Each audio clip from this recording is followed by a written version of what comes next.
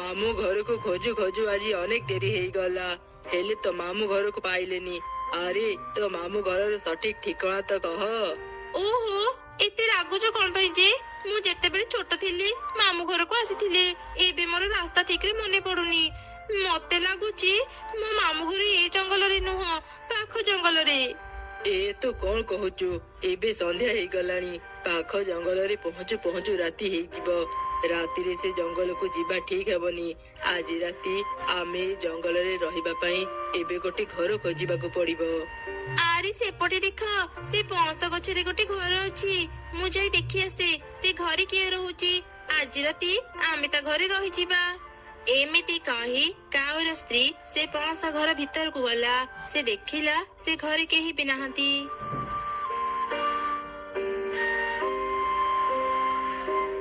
ଆରେ ଶୁଣୁଛ, ମୁଁ ଏବେ ସେ ଘର ଭିତରଟା ଦେଖି ଆସିଲି। ସେ ଘର ଭିତରଟି ଅନେକ ସୁନ୍ଦର। ସେ ଘରେ କେହି ବି ନଥିଲେ। ଲାଗୁଛି ସେ ଘରେ କେହି ରହୁନାହାନ୍ତି, ନହେଲେ ଏମିତି କବାଟକୁ ଖୋଲା ରଖି କିଏ କଣ ବାହାରକୁ ଯାଇଥାନ୍ତା। ଚାଲ ଆଜି ରାତି ଆମେ ସେ ଘରେ ରହିଯିବା। ଏମିତି କଥା ହେଇ ଦୁଇ କାଉ ସେ ପଣସ ଘର ଭିତରକୁ ଗଲେ। ଆଉ ଖାଇବା ଖାଇସାରି ରାତିରେ ସେ ଘରେ ରହି ବିତେଇଲେ। ପରଦିନ ସକାଳେ, ବାଃ, କାଲି ରାତି ମୋର ବଢିଆ ନିଦ ହେଲା। ସତରେ ଏଇ ଘରେ ରହି ରାତି କେମିତି ବିତିଗଲା ଜଣା ପଡିଲାନି।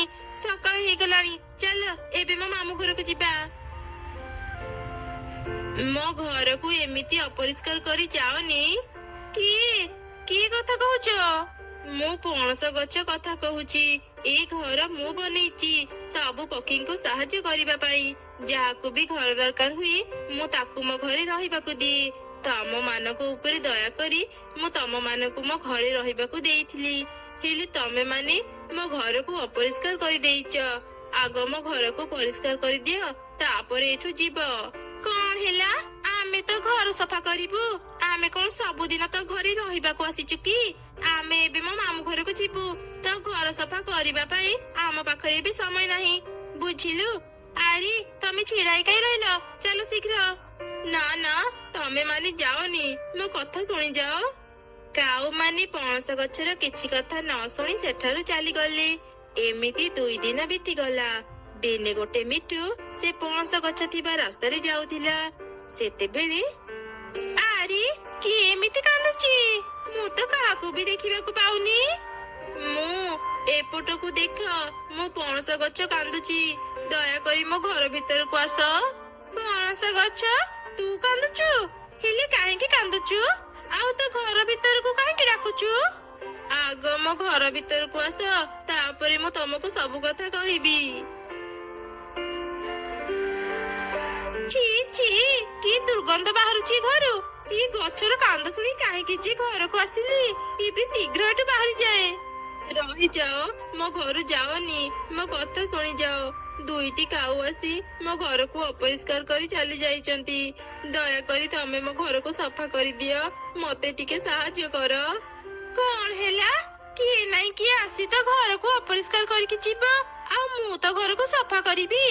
छी, ତୋର ଏଇ ଦୁର୍ଗନ୍ଧ ଘରେ ଆଉ କିଛି ସମୟ ରହିଲେ ମୁଁ ବେହୋସ ହେଇ ମରିଯିବି। ମୋ ଉପରେ ଟିକେ ଦୟା କର, ରହିଯାଅ, ଏମିତି ଛାଡି ମତେ ଯାଅନି। ଆଜି ମୋ ଝିଅକୁ ମିଠା ଫଳ ଖାଇବାକୁ ଭାରି ଇଚ୍ଛା ହଉଛି। ଯାଏ ଜଙ୍ଗଲ ଭିତରୁ ମିଠା ଫଳ ନେଇ ଆସେ। ଆରେ ଆରେ, କିଏ କାନ୍ଦୁଛି ବୋଧେ? ହେଲେ ଏଠି ତ କେହି ବି ନାହାନ୍ତି। ମୁଁ ବୋଧେ ଭୁଲ ଶୁଣିଥିବି। ନା ନା, ତୁମେ ଭୁଲ ଶୁଣିନ। ଏପଟକୁ ଦେଖ, ମୁଁ ପଣସ ଗଛ କାନ୍ଦୁଛି। ଆରେ ଗଛ, ତୁମେ କଥା କହିପାର, ହେଲେ ତୁମେ କାନ୍ଦୁଛ କଣ ପାଇଁ? ହଁ, ମୁଁ କଥା କହିପାରେ। ଚଢେଇ, ଶୁଣିବ ମୋ ଦୁଃଖ କଥା। ଆରେ ଆରେ, ତୁମେ ଆଉ କାନ୍ଦନି ଗଛ ସାଙ୍ଗ। ମୁଁ ଏବେ ତୁମ ଘରକୁ ସଫା କରିଦେଉଛି। ତୁମ ଘରୁ ଆଉ ଦୁର୍ଗନ୍ଧ ବାହାରିବନି।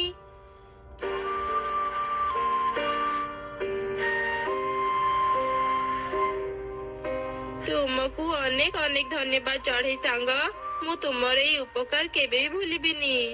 ଆଚ୍ଛା ଗଛ ସାଙ୍ଗ, ଏବେ ମୁଁ ଘରକୁ ଯାଏ। ହଁ ଠିକ ଅଛି, ଯାଅ। ହେଲେ ଚଢେଇ ସାଙ୍ଗ, ଯଦି କେବେ ବିପଦରେ ପଡିବ ମୋ ପାଖକୁ ଆସିବ, ମୁଁ ତୁମକୁ ନିଶ୍ଚୟ ସାହାଯ୍ୟ କରିବି। ତାପରେ ଚଢେଇ ସେଠାରୁ ଚାଲିଗଲା। ଏମିତି କିଛି ଦିନ ବିତିଗଲା। ଦିନେ ଜଙ୍ଗଲରେ ଭୀଷଣ ବର୍ଷା ହେଲା। ସେଇ ଝଡ ବର୍ଷାରେ ଅନେକ ଚଢେଇଙ୍କ ଘର ଭାଙ୍ଗିଗଲା। ଏଇ କଣ ହେଇଗଲା? ଏତେ ଝଡ ବର୍ଷା କାହିଁକି ହେଲା? ବନ୍ୟା ପାଣିରେ ଆମ ଘର ଭାସିଗଲା। ମୁଁ ଏବେ ବୁଝିପାରୁନି ରେ ମା, ଆମେ ଏବେ କୋଉଠି ରହିବା? ମା, ତୁମେ ଆଉ ଏକ ଘର କିଣିନିଅ, ଆମେ ସେ ନୂଆ ଘରେ ରହିବା। ନୂଆ ଘର କେମିତି କିଣିବି କହ? ମୋ ପାଖରେ ତ ଟଙ୍କା ନାହିଁ। ଯାହା ବି ଥିଲା ଘର ସହ ଭାସିଗଲା। ଏବେ କିଏ ଯେ ଆମକୁ ସାହାଯ୍ୟ କରିବ? ଆରେ ହଁ, ମୋର ମନେ ପଡିଲା। ଜଙ୍ଗଲ ଭିତରେ ଗୋଟେ ପଣସ ଗଛ ଅଛି। ଆମେ କିଛି ଦିନ ତା ଘରେ ଆଶ୍ରୟ ନେଇପାରିବା। ଚାଲ ମା, ତା ପାଖକୁ ଯିବା। ଗଛ ସାଙ୍ଗ, ମୁଁ ବଡ ବିପଦରେ ପଡି ତୁମ ପାଖକୁ ଆସିଛି। ଦୟାକରି ମତେ ଟିକେ ସାହାଯ୍ୟ କର। ଆରେ ଚଢେଇ ସାଙ୍ଗ, ତୁମେ? କଣ ହେଇଛି ତୁମେ ମତେ କୁହ, ମୁଁ ତୁମକୁ ନିଶ୍ଚୟ ସାହାଯ୍ୟ କରିବି। ଏଇ ଝଡ ବର୍ଷାରେ ମୋ ଘର ଭାଙ୍ଗିଗଲା। ଯାହା କିଛି ବି ଥିଲା ସବୁ ବନ୍ୟା ପାଣିରେ ଭାସିଗଲା। ଏବେ ମୋ ପାଖରେ ରହିବାକୁ ଜାଗା ନାହିଁ। ଚିନ୍ତା କରନି ଚଢେଇ, ମୋ ଘର ତ ଫାଙ୍କା ପଡିଛି। ତୁମେ ମୋ ଘରେ ଆରାମରେ ରହିପାରିବ। ତୁମେ ମୋ ଘରେ ରହିଲେ ମୁଁ ବେଶୀ ଖୁସି ହେବି। ତୁମ ସହ କଥା ହେଇ ମୁଁ ସମୟ ବିତେଇବି। ସତରେ ଗଛ ସାଙ୍ଗ, ତୁମକୁ ଅନେକ ଅନେକ ଧନ୍ୟବାଦ। ଘର ପାଇଁ ଏବେ ମୋର ଆଉ ଚିନ୍ତା ରହିଲାନି। ତାପରେ ଚଢେଇ ଆଉ ତାର ଛୁଆ ସେ ପଣସ ଘରେ ରହିବା ଆରମ୍ଭ କଲେ। ସେପଟେ ବର୍ଷା ଯୋଗୁଁ କାଉ ଆଉ ମିଟୁର ବି ଘର ଭାଙ୍ଗିଗଲା। ଏଇ କଣ, ଆମ ଘର ତ ଭାଙ୍ଗିଗଲା। ଏବେ ଆମେ କୋଉଠି ଆଶ୍ରୟ ନେବା? ଏ ଜଙ୍ଗଲରେ ଅଧିକାଂଶ ଚଢେଇଙ୍କ ଘର ଭାଙ୍ଗି ଯାଇଛି। ଆମେ କାହା ପାଖକୁ ଯାଇ ସାହାଯ୍ୟ ମାଗିବା? କିଛି ତ କୁହ। ତୋର ମନେ ଅଛି ଆମେ ଯେତେବେଳେ ପାଖ ଜଙ୍ଗଲକୁ ଯାଇଥିଲେ, ସେଠି ଗୋଟେ ପଣସ ଗଛରେ ପଣସ ଘର ଥିଲା। ଏବେ ଆମ ପାଖରେ ଆଉ କିଛି ବି ଉପାୟ ନାହିଁ। ଚାଲେ ତା ଘରକୁ ପରିଷ୍କାର କରି ଆମେ ତା ଘରେ ରହିଯିବା। ଏମିତି ଦୁଇ କାଉ ସେ ପଣସ ଗଛ ପାଖକୁ ଆସିଲେ। ତାଙ୍କ ପଛେ ପଛେ ମିଟୁ ବି ଆସିଲା। ଗଛ ସାଙ୍ଗ, ଆମେ ବଡ ବିପଦରେ ପଡିଛୁ। ଏ ବର୍ଷା ଯୋଗୁ ଆମ ଘର ଭାଙ୍ଗି ଯାଇଛି। ଏବେ ଆମ ପାଖରେ ରହିବାକୁ ଘର ନାହିଁ।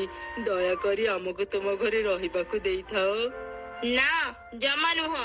ତମ ଭଳି ଦୁଷ୍ଟ ଚଢେଇ ମାନଙ୍କୁ ମୁଁ ମୋ ଘରେ ରହିବାକୁ ଦେଇ ପାରିବିନି। ତମେ ମାନେ ମୋ ଘରକୁ ଅପରିଷ୍କାର କହି ମତେ ଘୃଣା କରୁଥିଲ। ଆଜି ଯେତେବେଳେ ବିପଦରେ ପଡିଲ, ମୋ ପାଖକୁ ଚାଲି ଆସିଛ। ଚାଲିଯାଅ ମୋ ସାମ୍ନାରୁ। ଏମିତି କହି ପଣସ ଗଛ ତା ଡାଳରେ କାଉ ଆଉ ମିଟୁକୁ ପିଟି ପିଟି ସେଠୁ ବାହାର କରିଦେଲା। ଚଢେଇ ତାର ଝିଅକୁ ନେଇ ଖୁସିରେ ସେ ପଣସ ଘରେ ରହିଲା।